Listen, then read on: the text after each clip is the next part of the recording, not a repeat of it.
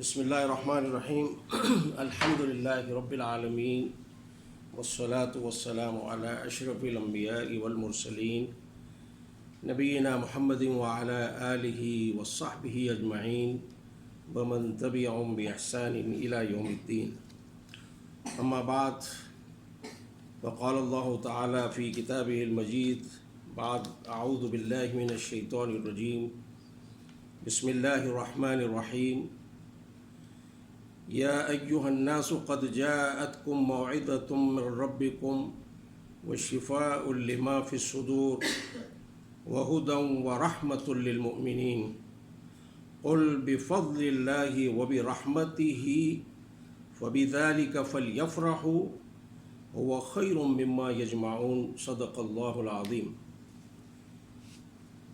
محترم خواتین و حضرات، میں نے آپ کے سامنے سورہ یونس کی دو آیت نمبر 57 اور 58 کی تلاوت کی ہے. اس کی ترجمانی کچھ اس طریقے سے ہے کہ اے لوگو، بلا شبہ تمہارے پاس تمہارے رب کی طرف سے نصیحت آ گئی ہے اور اس کے اندر تمہارے لیے شفا بھی ہے ان امراض کے لیے جو تمہارے سینوں میں ہیں یا تمہارے دلوں میں ہیں، اور یہ تمہارے لیے ہدایت بھی ہے اور مومنین کے لیے رحمت بھی ہے. اے محمد صلی اللہ علیہ وسلم، آپ ان سے کہہ دیجئے کہ یہ اللہ کا فضل اور اس کا رحم ہے، اور اس کی مسلمانوں سے مومنین سے آپ یہ کہہ دیں کہ اس موقع کی مناسبت سے وہ خوشی کا اظہار کریں. ان کے لیے یہ جو قرآن ہم نے بھیجا ہے، جو کچھ وہ جمع کر رہے ہیں ان سب چیزوں سے بالاتر اور بہتر ہے. یہ جو ہمارا آج کا موضوع ہے، یہ قرآن مجید اور اس کی فضیلت. بات یہ ہے کہ اللہ تعالیٰ نے انسانیت پر جو احسانات کیے ہیں وہ تو کئی احسانات ہیں. سب سے بڑا احسان تو اس نے ہمیں انسان بنایا ہے اور ہمارا شمار اپنی اشرف المخلوقات میں کیا ہے. یعنی ہم انسان جو ہے اللہ تعالیٰ کی جو مخلوق ہے اس کا شاہکار ہے. اور پھر اس کے بعد اس نے یہ نہیں کہ ہمیں صرف اس زمین پہ بھیج دیا، بلکہ اس پلانٹ پہ بھیجنے کے بعد جتنی ہماری جسمانی اور روحانی ضروریات تھی ان سب کا انتظام بھی کیا. اور سب سے بڑا اس نے احسان یہ کیا کہ لوگوں کی ہدایت کے لیے انبیاء اکرام کو اس زمین پر بھیجتا رہا ہے، اور ہم ہی میں سے ہوتے تھے. یعنی فرشتوں کو نہیں بھیجا، انسانوں میں سے. تو اللہ تعالیٰ کے جو سلیکٹڈ، جن کو مصطفیٰ اور مجتبیٰ کہا جاتا ہے، ان بندوں کو اللہ نے اس کام کے لیے منتخب کیا ہے، اور وہ مسلسل و انسانیت کے رہنمائی کرتے رہے ہیں. سیدنا آدم علیہ السلام سے لے کے نبی اکرم صلی اللہ علیہ وسلم تک 1,24,000 انبیاء اس دنیا میں آئے. اور یہ نہیں کہ یہ سارے نبی، عام طور پہ لوگوں کو یہ غلط فہمی ہے کہ انبیاء اکرام صرف سرزمین عرب میں پیدا ہوئے. ایسی بات نہیں ہے. قرآن مجید کی آیت اللہ تعالیٰ کا اسٹیٹمنٹ دو جگہ ہے. وہ یہ ہے کہ لِكُلِّ قَوْمٍ ہاد، ہر قوم کے لیے ہم نے گائیڈ بھیجا ہے. تو اس کا مطلب یہ ہے کہ جہاں جہاں انسان کی آبادی تھی، چاہے وہ امریکن کانٹیننٹ اگر اس وقت کوئی آبادی تھی، اور افریقن کانٹیننٹ ہو یا ایشیا ہو یا آسٹریلیا ہو، جہاں بھی انسان رہتے تھے وہاں سب اللہ تعالیٰ نے نبیوں کو بھیجا ہے. اور جس نبی کو جہاں بھیجا ہے انہی کی زبان میں وہ میسیج دیا گیا ہے. البتہ یہ کہ آخری نبی محمد عربی صلی اللہ علیہ وسلم چونکہ قیامت تک کے لیے آئے تھے اور پورے یعنی عالم کے لیے آپ کو نبی بنا کر بھیجا گیا تھا، تو اس میں پھر ظاہر کسی ایک زبان کا سلیکشن کرنا تھا. تو اللہ تعالیٰ نے عربی مبین کا سلیکشن کیا ہے. اور عربی زبان جو ہے، اگر ہم اس کا یعنی میرا چونکہ زبان سے تعلق ہے، میں پڑھاتا بھی ہوں، اور میں کوئی عقیدے کی بنیاد پہ بات نہیں کر رہا ہوں، بلکہ سائنٹیفکلی میں پروف کر سکتا ہوں کہ عربی زبان جو ہے وہ بہت ہی بڑی وسیع زبان ہے. یعنی جن زبانوں سے ہم بڑے مروب ہیں اور جن کو بولنے کے لیے ہم بڑی بڑے پاپڑ بیلتے ہیں اور بڑے شوق سے سیکھتے ہیں، وہ پیسہ خرچ کر کے سیکھتے ہیں. یعنی میں مثال آپ کو دے رہا ہوں، یورپین لینگویجز سے، چاہے وہ فرینچ ہو یا جرمن ہو یا انگلش لینگویج ہو، ان سب کی ووکیبلری، یہ مفلس زبانیں ہیں، ان سب کی جو جو جو ووکیبلری ہے مشکل سے 6 لاکھ 7 لاکھ یا میکسیمم 1 ملین ہوگی، جبکہ عربی زبان کی جو ووکیبلری ہے وہ 14 ملین، 1,40,00,000 الفاظ عربی زبان کے، اتنی وسیع ایک ایک چیز کے لیے. اچھا، اس کا اسلام سے کوئی تعلق نہیں ہے. یہ زبان یہ نبی اکرم صلی اللہ علیہ وسلم تو 1,500 برس پہلے آئے تھے، یہ اس زبان کو تو 8,000 سال ہو گئے ہیں. تو دور جاہلیت سے چلی آ رہی ہے، بس اللہ تعالیٰ نے اس زبان کا انتخاب کیا. اب اللہ تعالیٰ یہاں فرما رہا ہے، یہ جو آیات میں نے بھی آپ کے سامنے تلاوت کی ہے، اس میں اللہ تعالیٰ یعنی پہلی آیت میں 4 چیزیں بتا رہا ہے کہ ہم نے یہ جو قرآن مجید بھیجا ہے، سب سے پہلی اس کے اندر تمہارے لیے نصیحت ہے.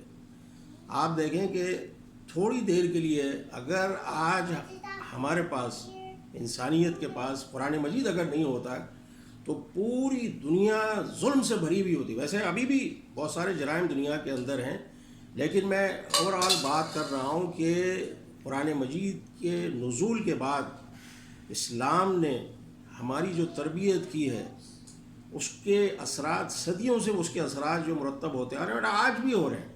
آج بھی آپ دیکھ لیں کہ اگر ہمارے معاشرے کے اندر لوگ اپنے رشتہ داروں کا خیال رکھتے ہیں، اپنے بڑوں کا احترام کرتے ہیں، اپنے بچوں کے ساتھ جو ہے رحم دلی کے ساتھ پیش آتے ہیں، پڑوسیوں کا خیال رکھتے ہیں، مساکین کا خیال رکھتے ہیں، تو یہ اس کا کریڈٹ قرآن مجید کو جاتا ہے. یا اگر ہم سچ بولتے ہیں، رشوتیں اگر نہیں لیتے، میں ان لوگوں کی بات کر رہا ہوں جو ان چیزوں پہ عمل کر رہے ہیں، اور اچھی خاصی تعداد میں، لاکھوں نہیں کروڑوں کی تعداد میں پوری دنیا کے اندر، اور پوری دنیا کو وہ مسلسل سبق بھی دیتے رہتے ہیں کہ ہمیں ان چیزوں پہ عمل کرنا ہے. تو یہ قرآن کو کریڈٹ جاتا ہے. اگر آج نعوذ باللہ ہمارے درمیان قرآن نہیں ہوتا ہے تو پتہ نہیں، بقول یعنی اللہ تعالیٰ ہی کے کہ فی کل وادی یہی مون، یعنی مختلف وادیوں میں ہم بہک رہے ہوتے ہیں. تو قرآن ہے جس نے ہمیں صحیح ٹریک کے اوپر رکھا ہے. اس کے بعد یہ قرآن، اس کی فضیلت، اور کتابیں بھی نازل ہوئیں اس سے پہلے، اور ہم مسلمان نہیں ہو سکتے جب تک کہ ان کتابوں پہ ہمارا ایمان نہ ہو. توریت، انجیل، زبور، اور اس کے علاوہ اور بھی جو انبیاء اللہ تعالیٰ نے جو کتابیں بھیجی ہے.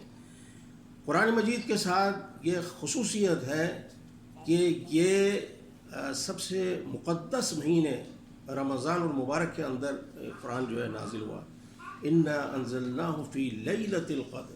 اچھا، رمضان کے اندر بھی جو سب سے مقدس رات تھی اس میں اللہ تعالیٰ نے نازل کیا، اور پھر اس کو لے کر کون آیا؟ جو فرشتوں میں جو افضل ترین جو فرشتہ جبرائیل علیہ السلام، وہ لے کر آئے. اور سب سے کس پر یہ اتارا گیا، کس کے دل پہ یہ کلام اتارا گیا ہے کہ نبیوں کا سید المرسلین، افضل الانبیاء محمد عربی صلی اللہ علیہ وسلم کے اوپر.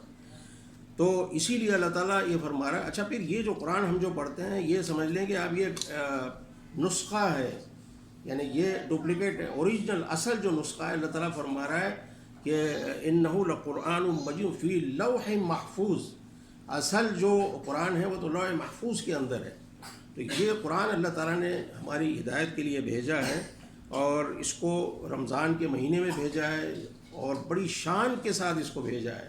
اور آج آپ دیکھ لیں اس کلام کے اثرات لاکھوں نے، کروڑوں انسانوں پر اس کے اثرات مرتب بھی ہو رہے ہیں. اور آج بھی اس کے اندر اتنی کشش ہے کہ ابھی آپ دیکھ لیں قطر میں یہ جو ورلڈ کپ ہو رہا ہے، کتنے لوگ ہیں جو اسلام سے قریب ہو رہے ہیں. حالانکہ یعنی ظاہر ان تک دعوت نہیں پہنچی تھی. جب وہاں پر اس طرح کا انوائرمنٹ کریٹ کیا گیا ہے کہ لوگوں کو بتایا جا رہا ہے کہ رب کائنات نے دنیا کو اندھیرے میں نہیں رکھا ہے، بلکہ انسانیت کی ہدایت کے لیے یہ جو ہے آیات نازل کی ہیں. تو جو اس کو صدق دل کے ساتھ سمجھ رہے ہیں اور اس پہ ایمان لے کے آ رہے ہیں الحمدللہ. اور ابھی چند دن پہلے میں نے اپنے گروپ میں بھی ایک کلپ جو ہے بھیجا تھا سب کو، ایک ویڈیو کلپ، کہ جس میں بتایا گیا کہ اس وقت یعنی جو موجودہ صورتحال ہے پوری دنیا کے اندر اس قرآن کریم کے جو حفاظ ہیں ان کی تعداد 20 ملین ہے. 20 ملین، 20 لاکھ نہیں ہے، 20 لاکھ تو 2 ملین ہوتے ہیں. تو اب آپ مجھے، اچھا اس کے برخلاف کوئی آپ کتاب، دوسری مذہبی کتاب اٹھا کے دیکھ لیں، چاہے وہ بائبل ہو یا یہودیوں کی توریت ہو یا ہندوؤں کی برہمن کوئی کتاب ہو، کوئی کتاب کا کوئی حافظ نہیں ہے۔ یہ اللہ تعالیٰ نے چونکہ وعدہ کیا ہے اس کا کہ اس کے نازل کرنے والے ہم ہیں اور ہم ہی اس کے محافظ ہیں، تو اسی لیے اس قرآن کو جو ہے کہ حفاظت کے اللہ تعالیٰ نے یہ انتظام کیا ہے کہ اس وقت 20 ملین لوگوں کے سینوں میں یہ قرآن محفوظ ہے۔ تو اس کے بعد پھر یہ بتایا گیا کہ قرآن مجید ظاہر اللہ تعالیٰ نے ہمیں صرف اس لیے نہیں بھیجا ہے کہ ہم اس کی تلاوت کر لیں اور اس کو جو ہے جزدان میں بڑے ادب و احترام کے ساتھ رکھ دیں، بلکہ قرآن آیا ہے ہماری عملی زندگی میں نفاذ کے لیے۔ تو اس سلسلے میں جو علماء اکرام نے اس کے متعلق لکھا ہے کہ جو حقوق اس کے بنتے ہیں ہمارے اوپر، سب سے پہلا حق تو قرآن مجید کا یہ ہے کہ اس کی تلاوت جو ہے ترتیل کے ساتھ کی جائے، کہ اللہ تعالیٰ کہہ رہا ہے وَرَتِّلِ الْقُرْآنَ تَرْتِیلًا۔ قرآن مجید اللہ تعالیٰ کا کلام ہے، کسی شاعر کا کلام نہیں ہے، یہ کسی فلسفی کا کلام نہیں ہے، بلکہ اس پوری کائنات کا جو خالق اور مالک اور ایڈمنسٹریٹر ہے، جس کے ہاتھ میں سارے اختیارات ہیں، اس کا بھیجا ہوا یہ میسیج ہے۔ اور اس کا میسیج اس بات کا متقاضی ہے، وہ یہ ڈیمانڈ کرتا ہے کہ اس کی تلاوت اسی شان کے ساتھ کی جائے جس طریقے سے وہ کلام جو ہے بھیجا گیا ہے۔ اور قرآن کی تلاوت کا طریقہ یہ ہے کہ اس کو تجوید کے ساتھ پڑھا جائے۔ قرآن مجید کوئی عربی شاعری نہیں ہے کہ اس کو جیسے چاہیں ہم پڑھ لیں۔ قرآن کے اپنے تلاوت کے اصول ہیں۔ ہم نے اپنی زندگیوں میں لوگوں سے اپنی کلاس میں اکثر یہی کہتا ہوں کہ جن لوگوں نے ماسٹرز ڈگری لی ہے، اپنی زندگی کے 18-20 سال ہم نے لگا دیے ہیں، اور یہ علم کس کے لیے ہے؟ معاش کے لیے۔ ظاہر ہے ایمانداری کی بات ہے، معاش کمانے کے لیے، روزی، اور ٹھیک ہے جائز، اس میں کوئی غلط کام نہیں۔ اور اگر کسی نے پی ایچ ڈی کیا ہے تو وہ اس نے تقریباً جو ہے 20-21 سال اپنی زندگی کے لگائے۔ تو ہمیں کم از کم 20 ہفتے اس بات کے لیے دینے چاہیے کہ اللہ کے کلام کو کس طریقے سے پڑھا جائے۔ تو یہ ہر مسلمان کے اوپر یہ کوئی آپشنل چیز نہیں ہے، یہ کوئی اختیاری چیز نہیں ہے، بلکہ ان سب کے مسلمانوں کے اوپر واجب ہے۔ علماء کرام یہ کہتے ہیں کہ اگر آپ سارا قرآن تجوید کے ساتھ نہ پڑھیں تو کم از کم سورہ فاتحہ اور وہ صورتیں جو آپ عام طور پہ نماز میں پڑھتے ہیں ان کو کم از کم تجوید کے ساتھ پڑھیں، ٹھیک ہے، کیونکہ قرآن تجوید کے ساتھ نازل ہوا ہے۔ اور دیکھیں، میں آپ کو ایک عملی بات بتا رہا ہوں کہ میں نے 40 سال سعودی عرب میں گزارے ہیں اور عربی زبان سے میرا بڑا قریبی تعلق ہے۔ تو عربک جو کولوکیل لینگویج ہے، بول چال کی زبان ہے، 22-23 عرب ممالک میں سب کا اپنا اپنا جو ہے ایکسنٹ ہے، اپنے اپنے انداز میں سب بولتے ہیں۔ بعض دفعہ تو اس قدر یعنی آپس میں اختلاف ہوتا ہے لہجوں میں کہ ایک دوسرے کو سمجھنا مشکل ہوتا ہے۔ آپ عرب آپس میں بات کریں، ایک دوسرے کو سمجھ نہیں سکتے۔ اس کے برقرار قرآن مجید کو آج نازل ہوئے 1500 برس ہو گئے، اور میں پورے چیلنج کے ساتھ، انتہائی ذمہ داری کے ساتھ یہ بات کر رہا ہوں کہ جو شخص تجوید سے واقف ہے اور قرآن کو تجوید کے ساتھ پڑھتا ہے، وہ ایگزیکٹلی قرآن مجید کی تلاوت ویسے ہی کر رہا ہے جس طریقے سے سیدنا جبرائیل نے نبی اکرم صلی اللہ علیہ وسلم کو قرآن پڑھ کے سنایا، یا حضور صلی اللہ علیہ وسلم نے صحابہ اکرام کو پڑھ کے سنایا۔ اور اس کے لیے ہمارے پاس علمی دلائل ہیں، ہم صرف عقیدے کی بنیاد پہ بات نہیں کر رہے ہیں۔ یہ دنیا کا واحد کلام ہے کہ جس کا ریسیٹیشن ویسے ہی ہو رہا ہے جس طریقے سے کہ آسمان سے یہ نازل ہوا ہے۔ یہ اللہ تعالیٰ کا انتظام ہے، یہ ایک ربانی انتظام ہے کہ قرآن کی حفاظت کا اللہ نے انتظام ہے۔ تو سب سے پہلا حق ہے کہ قرآن کو تجوید کے ساتھ پڑھا جائے جتنا دوسرے یہ کہ قرآن مجید کو میلوڈی، ترنم کے ساتھ پڑھا جائے۔ نبی اکرم صلی اللہ علیہ وسلم کی حدیث مبارک ہے، آپ صلی اللہ علیہ وسلم نے فرمایا کہ زینوا القرآن باصواتکم، قرآن مجید کو اپنی آوازوں سے ڈیکوریٹ کرو، جس طرح اپنے گھروں کو سجاتے ہیں اسی طرح قرآن کو اپنی آوازوں سے سجایا جائے۔ اسی لیے نبی اکرم صلی اللہ علیہ وسلم نے کئی دفعہ صحابہ اکرام میں سے جو اچھے پڑھنے والے تھے، جیسے حضرت ابو موسیٰ اشعری تھے، حضرت عبداللہ بن مسعود، ان سے کہا کہ مجھے قرآن پڑھ کے سنا۔ حضرت ابو موسیٰ اشعری نے کہا یا رسول اللہ صلی اللہ علیہ وسلم، قرآن آپ پہ نازل ہوا اور میں قرآن پڑھ کے آپ کو سنا۔ آپ نے کہا میں اس بات کو پسند کرتا ہوں کہ میں دوسروں سے قرآن کو سنوں۔ پھر آپ نے فرمایا کہ ان اللہ یحب ان یقرأ القرآن کما انزل، اللہ تعالیٰ اس چیز کو پسند کرتا ہے کہ قرآن کا ریسیٹیشن ویسے ہی ہونا چاہیے جس طریقے سے وہ نازل ہوا ہے۔ قرآن تجوید کے ساتھ نازل ہوا ہے۔ ہم اپنے بچوں کو بہترین امریکن ایکسنٹ میں انگریزی بولنے کی ہماری خواہش ہوتی، اس میں کوئی برائی نہیں ہے، فورن لینگویجز سیکھنے چاہیے۔ اللہ کے رسول صلی اللہ علیہ وسلم نے حکم دیا صحابہ اکرام کو، اور آپ صلی اللہ علیہ وسلم کی حدیث ہے کہ من تعلم لغت قوم فامن شرهم، کہ جس کسی نے کسی قوم کی لینگویج اگر سیکھ لی تو اپنے آپ کو ان کے شر سے بچا لیا۔ تو ہمیں تو حکم ہے کہ ہم فورن لینگویجز سیکھ، میں اس زبان کے سیکھنے کی مخالفت نہیں میں کہہ رہا ہوں جو اہتمام ہم انگلش کے لیے یا اور دوسری لینگویجز فورن لینگویجز سیکھنے کے لیے کرتے ہیں، اس سے زیادہ اہتمام ہمارے گھروں میں اس بات کا ہونا چاہیے کہ اللہ کے کلام کو کتنا خوبصورت سے خوبصورت انداز میں جو ہے وہ پڑھا جائے۔ تجوید کے معنی ہیں بیوٹیفیکیشن، بیٹرمنٹ، تحسین، تجمیل، تزئین، کسی چیز کو خوبصورت بنانا۔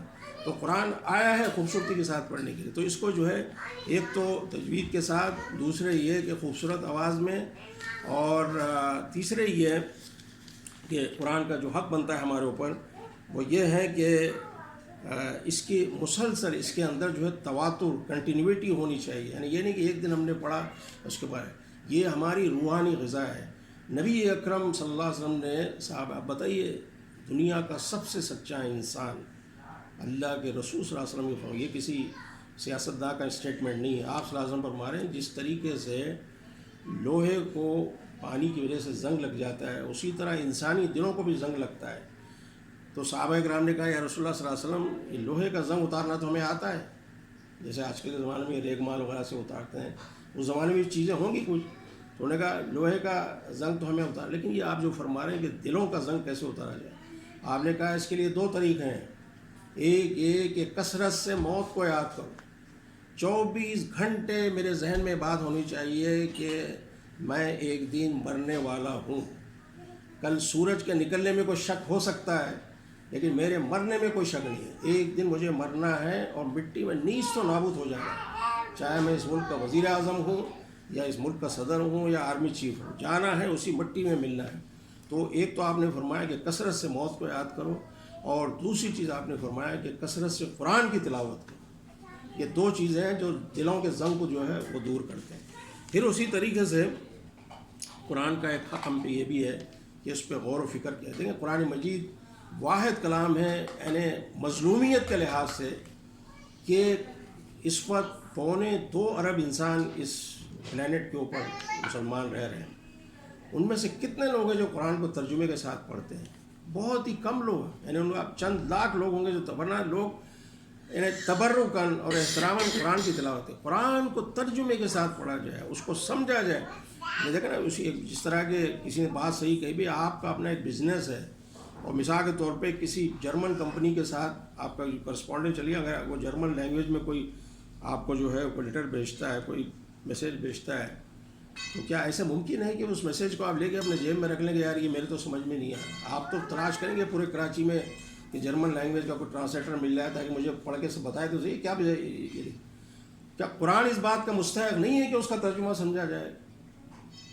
یعنی کیا یہ ڈیزرو نہیں کرتا ہے کہ اس کو ترجمے میں اللہ تعالیٰ کیا میسیج دے رہا ہے، مجھ سے کیا ڈیمانڈ کر رہا ہے، یعنی کیا ہمیں کرنا ہے اور کیا نہیں کرنا ہے؟ تو یہ قرآن کو جو ہے تلاوت اس کی ترجمے کے ساتھ کیا جائے اور اس کا فہم حاصل کیا جائے، اس کے لیے جو بھی ہمیں قیمت دینی پڑی، یعنی مثال پہ کسی استاد کے پاس جانا پڑے، تفسیریں دیکھنی پڑے، اب تو نیٹ کی اتنی سہولت ہو گئے، میں آپ سے کہہ رہا ہوں یعنی خدا کی قسم آج ہی صبح میں ثاقبہ سے یہ بات کہہ رہا تھا کہ جس زمانے میں بچپن میں پی آئی بی کالونی میں ہم رہتے تھے، 70 کی بات کر رہا ہوں میں، تو اس وقت جو ہے مجھے بڑا شوق تھا، میٹرک میں نے اسی وقت کیا ہوا تھا، مجھے عربی زبان سے ویسے میں نے الحمدللہ 11-12 سال کی عمر بھائی سے قرآن کا ترجمہ میں نے پورا پڑھ لیا، ووکیبلری میرے پاس تھی لیکن گرامر میں نے نہیں پڑھی تھی، تو مجھے بڑا شوق تھا گرامر۔ تو یہاں حیدرآباد میں ایک صاحب تھے غالباً حسنین کاظمی صاحب نام تھا، بہرحال وہ شیعہ تھے لیکن بہرحال عربی زبان پہ بڑا ان کو غور تھا، کسی نے بتایا تو میں سائیکل پہ وہاں سے شام میں جاتا تھا ان کے پاس، بڑا اہتمام کے ساتھ سیکھنے کے لیے ٹائم لگانا پڑتا تھا۔ اچھا اسی طرح سعید منزل پہ ایک تھا یہ جو ڈائریکٹریٹ آف ایجوکیشن ہے اس کے اندر عربک کالج تھا، تو وہاں کلاس وہاں میں جاتا تھا، تو اور یعنی وہاں کلاس تو 1 گھنٹے کی ہوتی ہے لیکن پی آئی بی کالج سے بس میں آنے جانے میں 2 گھنٹے آنے جانے میں یعنی اتنا ہمیں اہتمام کرنا پڑتا تھا اتنا۔ اب صورتحال یہ ہے کہ میں بلاک 19 میں گلشن اقبال میں اپنے گھر میں جیسے بیٹھا ہوا ہوں، میں آرام سے ڈرائنگ روم میں بیٹھا ہوا ہوں، اے سی چل رہا ہے، بیگم صاحب چائے بنا کے لا کے رکھ رہی ہیں، ٹھنڈا پانی میرے سامنے، اور بہت ہی ایک ریلیکسڈ انوائرمنٹ کے اندر بیٹھ کے بڑے آرام کے ساتھ میں پڑھا رہا ہوں. اور میری کلاس کوئی نیو یارک میں بیٹھ کے اٹینڈ کر رہا ہے، کوئی ادھر بالکل ایسٹ میں نیوزی لینڈ میں کوئی خاتون اٹینڈ کر رہی ہیں. یہ اللہ کا احسان ہے. پوری ہیومن ہسٹری میں نالج گین کرنا اتنا کبھی آسان نہیں ہوا جو آج ہے. آپ بیٹھیں اور موبائل آپ کے ہاتھ میں ہو، یعنی جو لفظ کا آپ کو ترجمہ چاہیے، تفسیر چاہیے، اور اس کا شان نزول چاہیے، یہ آیت کا بیک گراؤنڈ کیا ہے، اس کا شان کن حالات میں، ہر چیز آپ کو. اور ایک سے اعلیٰ ایک مدرس ہے ماشاء اللہ. اللہ تعالیٰ نے لوگوں کو صلاحیت دی ہے بولنے کی. اور خود اللہ تعالیٰ جو فرما رہا ہے الرحمن علم القرآن، کہ اللہ تعالیٰ نے انسان کو پیدا کیا ہے اور پھر اس نے قرآن سکھایا ہے. بہت بڑی نعمت ہے اللہ تعالیٰ نے جو ہمیں دی ہے. اور قیامت کے دن جب اللہ تعالیٰ مجھ سے اور آپ سے پوچھے گا کہ بھئی کیا چیز مانے تھی، کیوں تم نے قرآن کو ترجمے سے تفسیر اس کی نہیں پڑھی، اور میں کہوں کہ یا اللہ میرے پاس جو زمانے میں کوئی ایسے ذرائع نہیں تھے. ذرائع کیوں نہیں تھے؟ یعنی اس ٹیکنالوجی نے اس سے بڑھ کے اور کیا سہولت چاہیے کہ آپ کے ہاتھ میں پورا گلوب آپ کے ہاتھ میں آ گیا ہے. دنیا کی بڑی میں آپ سے بتاؤں، جو میں گھنٹوں جا کے جو چیز میں حاصل کرتا تھا گھر میں بیٹھ کے. ایک خاتون وہاں سے کرتی ہیں ملتان سے، ان کے میاں جو ہے وہ ہیں آرمی میں میجر ہیں، وہ اکثر ان کے ٹرانسفر ہوتے، کبھی لاہور کبھی پشاور کبھی. وہ بیچاری اپنے میاں کے ساتھ ظاہر اس کو بھی ٹریول کرنا پڑتا ہے. ٹریول کرتے ہوئے راستے میں جو ہے موبائل اس کے ہاتھ میں ہے اور کلاس وہ اٹینڈ کرتی. بچے بھی اس کے چھوٹے چھوٹے ہیں. مطلب جس کو شوق ہے وہ انگریزی میں ویئر دیر از اے ول دیر از اے وے. بات ساری یعنی جہاں چاہ وہاں راہ. اب خواہش ہماری کتنی، کس چیز کو ہم پرائرٹی دیتے ہیں. تو یہ ہماری کوشش ہونی چاہیے کہ اس قرآن کے لیے ہم وقت لگائیں، اس کو سیکھنے کی کوشش کریں، اس پہ تدبر کریں، غور و فکر کریں. اسی طریقے سے جو ہے اس قرآن کی جو کچھ ہم سیکھیں، دیکھیں ہم نے یہ ایک مفروضہ قائم کر لیا ہے کہ دین کی یا قرآن مجید کی تعلیم دینا صرف علماء اکرام کا. ٹھیک ہے علماء پہ ذمہ داری زیادہ آتی ہے اس لیے کہ انہوں نے دین کا علم حاصل کیا ہے، لیکن ہر مسلمان اس بات کا مکلف ہے. اس کو یہ اسائنمنٹ دیا گیا نبی اکرم صلی اللہ علیہ وسلم کی طرف سے کہ حضور صلی اللہ علیہ وسلم کی حدیث مبارک ہے بلغوا عنی ولو آیا، کہ میرے بہاف پہ اگر تمہیں ایک آیت بھی آتی ہے، اب الفاظ دیکھیں ایک آیت ولو آیا، یعنی اگر ایک آیت بھی آتی ہے تو دوسروں کو کنوے کرو. اس لیے کہ جن لوگوں تک یہ دین نہیں پہنچا ہے وہ قیامت کے دن میرے اور آپ کے خلاف اللہ کے سامنے کھڑے ہو جائیں گے. یا اللہ یہ لوگ 21ویں صدی میں کراچی میں رہتے تھے اور انہوں نے کبھی ہمیں قرآن کا کوئی میسج دیا ہی نہیں، ہمیں کیسے پتہ چلتا کہ تم نے کلام بھیجا ہے. تو ہم سب مجرم قرار پائیں گے. یہ ہم سب کی ذمہ داری ہے کہ جتنا میکسیمم جس کو اللہ نے جو صلاحیت دی ہے. میں یہ نہیں کہتا کہ ہر آدمی پوری دنیا میں گھومے، اپنے گھر میں بیٹھ کے کام کیا جا سکتا ہے. تو یہ ہم سب کی جو مشترکہ ذمہ داری ہے. اسی طریقے سے جو ہے اچھا پھر یہ کام کرتے ہوئے ذہن میں حضور کی دیکھیے، جب آپ انسینٹیو کے لیے اس سے بڑھ کے کیا چاہیے کہ دنیا کا سب سے سچا انسان محمد عربی صلی اللہ علیہ وسلم کی یہ حدیث دو اس میں روایتیں. ایک روایت میں نبی اکرم صلی اللہ علیہ وسلم فرمانے کہ خیرکم من تعلم القرآن وعلمہ، تم میں بہترین وہ ہیں جو قرآن کو سیکھیں اور سکھائیں. سیکھنے والا بھی اور سکھانے والا دونوں کو آپ نے یہ اسٹیٹس دیا ہے. اور ایک اور روایت میں خیرکم کی جگہ افضلکم، یعنی تم میں افضل ترین لوگ وہ ہیں جو قرآن کو سیکھتے ہیں اور سکھاتے ہیں. اسی طریقے سے جو ہے اس سلسلے میں ہمارے پاس قرآن مجید کی جو فضائل ہیں، میں کیوں آپ سے زیادہ ٹائم لے لوں گا، 2-4 منٹ. قرآن کی عظمت ہمارے دلوں میں بیٹھنی چاہیے. ایک دفعہ آپ کے دل میں کسی کی عظمت بیٹھ جائے پھر اس کے بعد آپ کا رجحان بھی اس طرف ہوتا ہے کہ قرآن مجید ہے کیا چیز. ایسے ایسے دلوں کو اس نے پگھلا کے رکھ دیا ہے، اور ایسے ایسے لوگوں کو آپ دیکھیں صحابہ اکرام میں اس قرآن کے نزول سے پہلے راستے میں کھڑے ہو کے وہ رہزنی کرتے تھے، ہائی وے پہ کھڑے رہ کے لوگوں کو لوٹتے تھے. اور وہی صحابہ اکرام جب یہ قرآن کو انہوں نے پڑھا تو 180 ڈگری بدل گئے. راستے میں کوئی ان کو سونے کی اور چاندی کی چیز مل رہی تو لا کے بیت المال میں جمع کرا رہے ہیں کہ یہ ہمیں راستے میں ملی. نہ وہاں کوئی رینجرز ہے، نہ کوئی پولیس ہے، نہ کوئی آرمی ہے، نہ کوئی کیمرے ہے. کیا چیز ہے؟ اس قرآن نے ان کو بدل کے رکھ دیا. اور میرے بقول مولانا مودودی رحمۃ اللہ علیہ کے یہ قرآن کی تعریف میں انہوں نے لکھا کہ میں نے جدید اور قدیم علوم کی اچھی خاصی لائبریری اپنے ذہن میں اتاری ہے. سارے سوشل سائنسز میں نے پڑھے ہیں، فلسفہ میں نے پڑھا ہے، تاریخ میں نے پڑھی ہے، اور پورے ادیان کا میں نے گہرا مطالعہ کیا. دنیا کے جتنے دین ہیں اور جتنی آئیڈیالوجی سب کا میں نے گہرا مطالعہ کیا. اب لائبریری میں نے اتاری ہے. لیکن بخدا جب میں نے قرآن کو پڑھا تو مجھے ایسے محسوس ہوا کہ اب میرے ہاتھ میں ماسٹر کی آ گئی ہے کہ دنیا کا جو مسئلہ ہے اس کا حل اس کے اندر موجود ہے. اور پھر اس کے بعد یعنی ان کے اندر جو کانفیڈنس پیدا ہوا قرآن پڑھنے کے بعد، وہ کہہ رہے ہیں کہ یہ دنیا کے جو بڑے بڑے فلاسفرز ہیں، یہ مارکس اور نیٹشے اور یہ جتنے یورپین جو ان کے الفاظ ہیں، ان بیچاروں پر ترس آتا ہے مجھے کہ جن گتھیوں کو سلجھانے کے لیے انہوں نے اپنی پوری زندگیاں ضائع کر دی ہیں، قرآن نے ایک دو فقروں میں حل کر کے رکھ دیا ہے. یہ وہ کلام ہے، یہ کوئی معمولی کلام نہیں ہے. تو اس کا اہتمام ہونا چاہیے. اچھا، پھر اس کی جو خوبیاں ہیں قرآن مجید کے مقابلے کی کوئی کتاب نہیں. آج دیکھیں 1500 برس پہلے ایک چیز نازل، اور کس قدر یعنی ایڈوانسمنٹ اس دنیا کے اندر ہے، تہذیبی لحاظ سے جو تہذیبی ارتقاء ہوا ہے دنیا کا، کہ دنیا کہاں تھی اور کہاں چلے گی. لیکن قرآن کا ایک اسٹیٹمنٹ ایسا نہیں ہے جس کو آپ غلط ثابت کر سکیں. آج بھی اس پوری ایڈوانس ٹیکنالوجی کے دور میں بھی کوئی ایک اسٹیٹمنٹ ایسا نہیں ہے کہ جس کو وہ غلط ثابت کیا جا سکتا ہو. پھر دوسرے کہ زبان اور ادب کے لحاظ سے جو لٹریچر، قرآن کی جو لینگویج ہے وہ انتہائی فصیح اور بلیغ زبان ہے. یعنی معاملے ایک لفظ کے اندر بڑی بڑی چیزوں کو جو ہے بیان کر دیا گیا ہے. ورنہ اگر اس طرح کا ہوتا تو اللہ تعالیٰ چیلنج نہیں کرتا. یہ چیلنج آج بھی برقرار ہے کہ اس کے مقابلے میں کوئی اس طرح کا کلام نہیں لا سکتا ہے.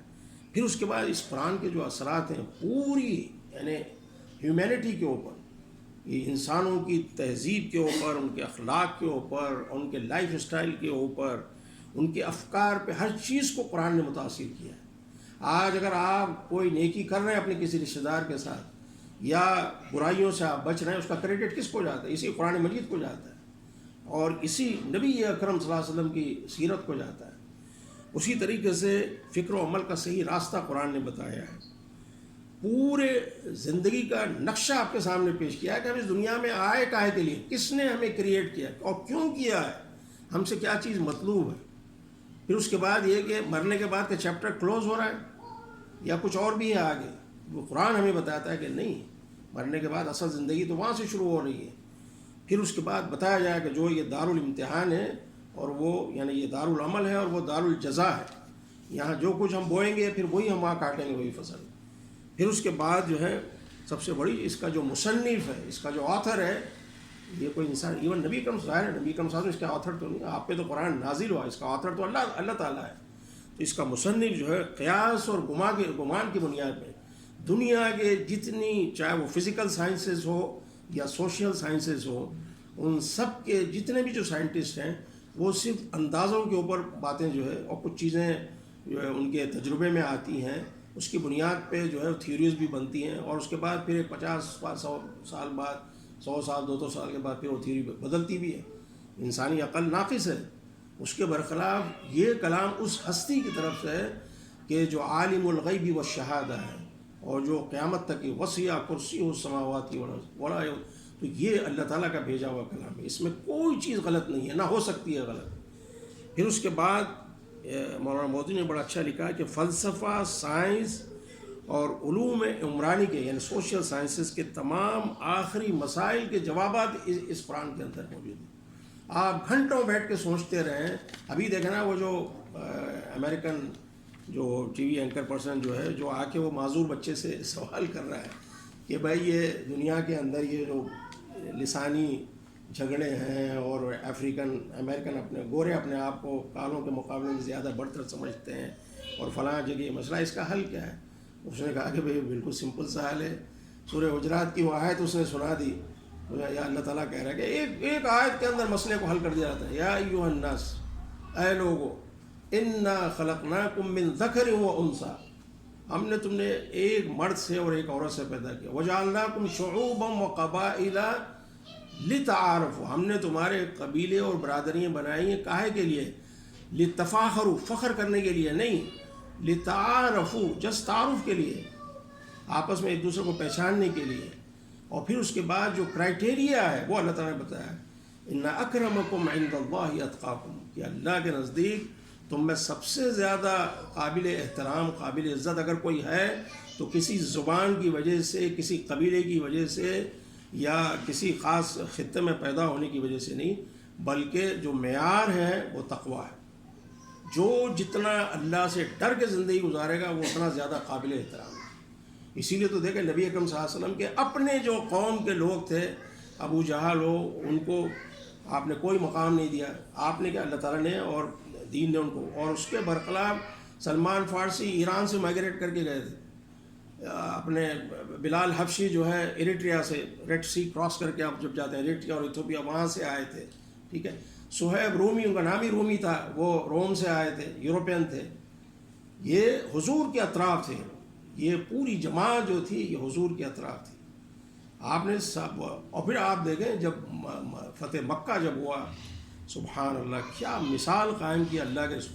فتح مکہ جب ہوا, وہاں پر نبی اکرم صلی اللہ علیہ وسلم کے اپنے رشتہ دار سیدنا عثمان غنی رضی اللہ عنہ, سیدنا ابوبکر صدیق, اس کے علاوہ صحابہ کرام میں بڑے لہیم شہیم خوبصورت اور یعنی خاندانی لحاظ سے وزادار لوگ, اور ان کا ایک سوشل اسٹیٹس معاشرے میں, ان کا اپنا ایک مقام ہے. ان سب کو آپ نے کارنر کیا.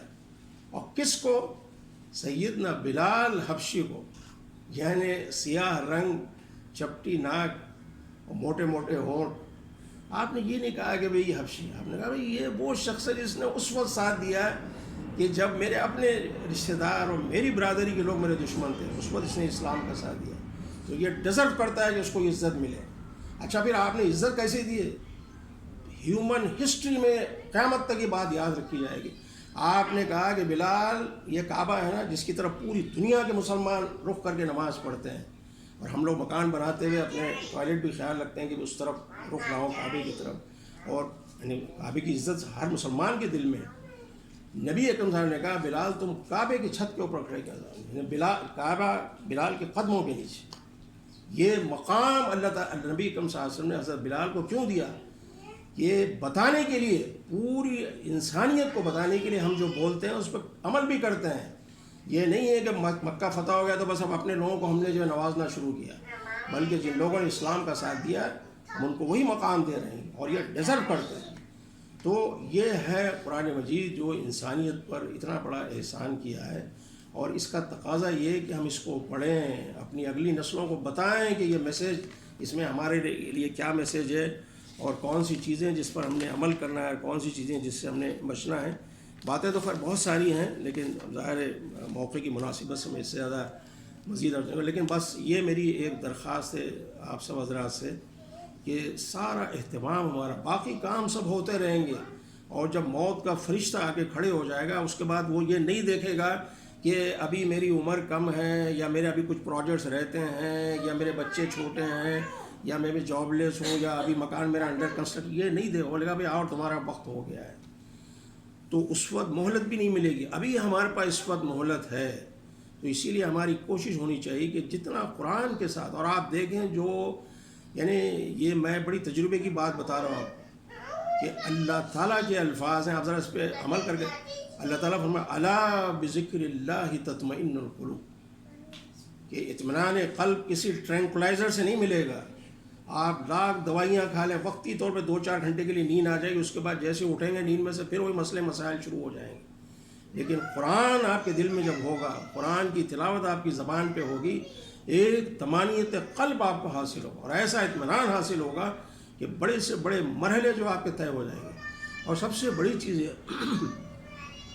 قرآن مجید کو جس طریقے سے ہمارے گھر میں ہم یہ دیواروں کو رنگ روغن کرتے ہیں, ان در و دیوار کو متعارف کرائیں قرآن کے ساتھ. 24 گھنٹے ہمارے پاس, میں یہ نہیں کہتا کہ آدمی قرآن لے کے بیٹھ جائے, باقی اپنی ایکٹیویٹی اپنی, لیکن روزانہ کا روٹین ہو کہ ہر گھر میں, اور کوشش کریں کہ ایک کمرے میں نہیں, کبھی اس کمرے میں بیٹھ کے تلاوت کریں، کبھی اس کمرے میں کریں، کیونکہ آپ جب قرآن پڑھ رہے ہوتے ہیں تو فرشتے بھی آ کے سن رہے ہوتے ہیں۔